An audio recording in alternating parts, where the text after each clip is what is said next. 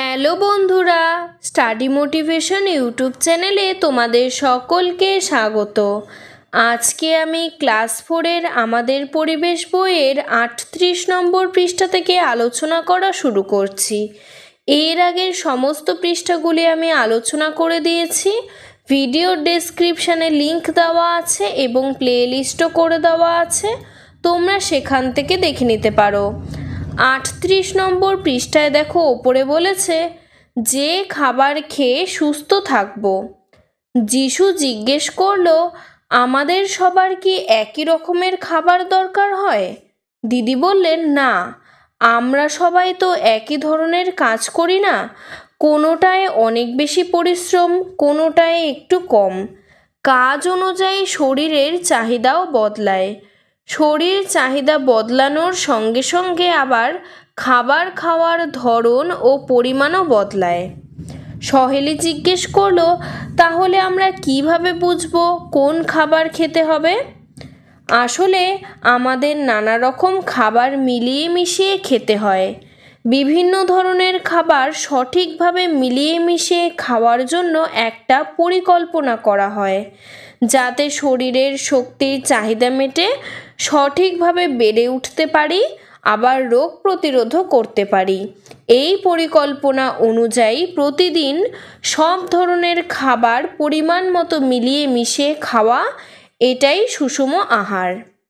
তাহলে আমাদের কি প্রতিদিন একই ধরনের খাবার খাওয়া উচিত? যার কাজ করতে যতটা বেশি শক্তির প্রয়োজন, তার ততটা বেশি খাওয়া দরকার। তবে আমরা কিভাবে বুঝবো যে কতটা খেতে হবে?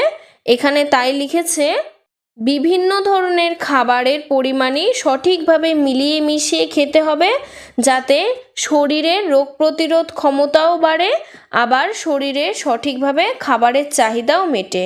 এইভাবে যে প্রতিদিন পরিকল্পনা অনুযায়ী খেতে হয়, সেটাকে বলে সুষম আহার। তাহলে যদি তোমাদের প্রশ্ন আসে সুষম আহার কাকে বলে, তখন তোমরা লিখবে, শরীরের শক্তির চাহিদা মেটে, সঠিকভাবে বেড়ে ওঠা যায়, রোগ প্রতিরোধ করা যায় এমন খাবার আমাদের খেতে হয়। এই পরিকল্পনা অনুসারে রোজ সব ধরনের খাবার পরিমাণ মতো মিলিয়ে মিশিয়ে খেতে হয়। একেই বলে সুষম আহার। যিশু জিজ্ঞেস করলো, সব মানুষের সুষম আহার কি একই রকমের? প্রত্যেক মানুষের ক্ষেত্রে সুষম আহার একই রকমের হয় না। কাজের ধরন অনুযায়ী সুষম আহার পাল্টে যায়। শুধু তাই নয়, সুষম আহার কেমন হবে তা নির্ভর করে বয়স, শরীরের ওজন, উচ্চতা, শারীরিক অবস্থা, কোনো জায়গার জল হাওয়ার মতো বিষয়ের ওপরেও। তাহলে সব মানুষের সুষম আহার কেন একই হয় না, বা কি কি বিষয়ের ওপর লক্ষ্য করে সুষম আহার নির্ণয় করা হয়? তখন তোমরা লিখবে, একটি মানুষের কাজের ধরন, বয়স, শরীরের ওজন, উচ্চতা, তার শারীরিক অবস্থা, এমনকি সে যেখানে থাকে সেখানকার জল হাওয়ার উপর নির্ভর করে সুষম আহার নির্ণয় করা হয়। সহেলি জিজ্ঞেস করলো, সুষম আহারের মধ্যে কি কি ধরনের খাবার থাকে দিদি? সুষম আহারের মধ্যে মূলত 4 ধরনের খাবার থাকে। এই 4 ধরনের খাবারের নাম নিচের তালিকায় দেওয়া আছে। তোমার অঞ্চলের পরিচিত খাবারগুলোকে নিচের নির্দিষ্ট ঘরে লেখো। তাহলে তোমরা মনে রাখবে কয় ধরনের খাবার সুষম আহারের মধ্যে পড়ে? 4 ধরনের খাবার। কি কি? দানা শস্য জাতীয় খাবার, 2 নম্বর শাক সবজি ও ফল জাতীয় খাবার, 3 নম্বর তেল, ঘি, বাদাম জাতীয় খাবার, 4 নম্বর মাছ, মাংস, ডিম জাতীয় খাবার। এখানে দেখো লেখা রয়েছে, দানা জাতীয় খাবারগুলো কি কি? ভাত, রুটি, ভুট্টা, মুড়ি, চিড়া, খই, সয়াবিন, ছাতু। আর শাক সবজি ও ফল জাতীয় খাবার কি কি? কুমড়ো শাক, পেয়ারা, পালং শাক, পুঁই শাক, লাউ, পেঁপে, পটল, মোচা ও থোড়, শিম, আম। তেল, ঘি, বাদাম জাতীয় খাবার কি কি? ঘি, বাদাম, সর্ষের তেল, বাদাম তেল, সূর্যমুখী তেল। আর মাছ, মাংস, ডিম জাতীয় খাবার কি কি? মাছ, মুরগির মাংস, পাঁঠার মাংস, মুরগির ডিম, হাঁসের ডিম, কচ্ছপের মাংস, ঝিনুকের মাংস, ডাউকের মাংস, বকের মাংস, হাঁসের মাংস। এখানকার প্রত্যেকটি খাবারই কিন্তু মিলিয়ে মিশিয়ে খাওয়া উচিত। মানে দানা শস্য জাতীয় খাবার, শাক সবজি, ফলমূল, আবার তেল ঘি জাতীয় খাবার, মাছ, মাংস, ডিম প্রত্যেকটি খাবারই কিন্তু প্রতিদিনের তালিকায় থাকা দরকার। এরপরে 39 নম্বর পৃষ্ঠায় দেখো বলেছে, আচ্ছা আজ থেকে 50 বছর আগেকার মানুষেরা কী ধরনের খাবার খেত? বাড়ির বয়স্ক ব্যক্তিদের সঙ্গে আলোচনা করে নিচে লেখো। এখানে দেখো আমি লিখেছি দানা জাতীয় খাবার খেত ভাত, রুটি, মুড়ি, চিড়া, খই, ছাতু। শাকসবজি ও ফল জাতীয় খাবার খেত আলু, পটল, লাউ, কুমড়ো, পেঁপে, মোচা, চালতা, আম, কাঁঠাল, লিচু, জাম, ফুলকপি, বাঁধাকপি, পেয়ারা, সবেদা। তেল, ঘি, বাদাম জাতীয় খাবার খেত ঘি, বাদাম, মাখন, দুধ, দই, মিষ্টি। আর মাছ, মাংস, ডিম জাতীয় খাবার খেত বিভিন্ন ধরনের মাছ, পাঁঠার মাংস, হাঁস ও মুরগির ডিম। এরপরে দেখো লিখেছে খাবার পাই কোথা থেকে?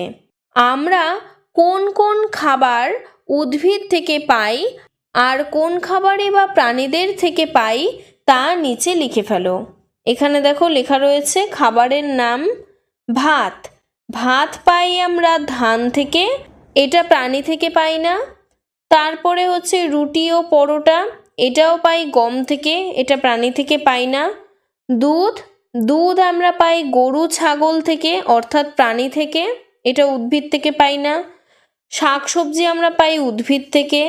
মাংস পাই পাঁঠা মুরগির থেকে। ডিম পাই মুরগি হাঁস থেকে। মাছ পাই, মাছ হচ্ছে একটা প্রাণী, এটা উদ্ভিদ নয়। এরপরে লিখেছে তোমার বাড়ির কে কোনটা খায়? দাদু, বাবা, মা রুটি খান, আমি, দিদা, দিদি, বোন, ঠাকুমা ভাত খাই, আর সঙ্গে সবাই সবজি, মাছ, মাংস, ডিম, দুধ খাই। এখানে আমি আমার মতো করে লিখেছি, তোমরা তোমাদের মতো করে লিখতে পারো।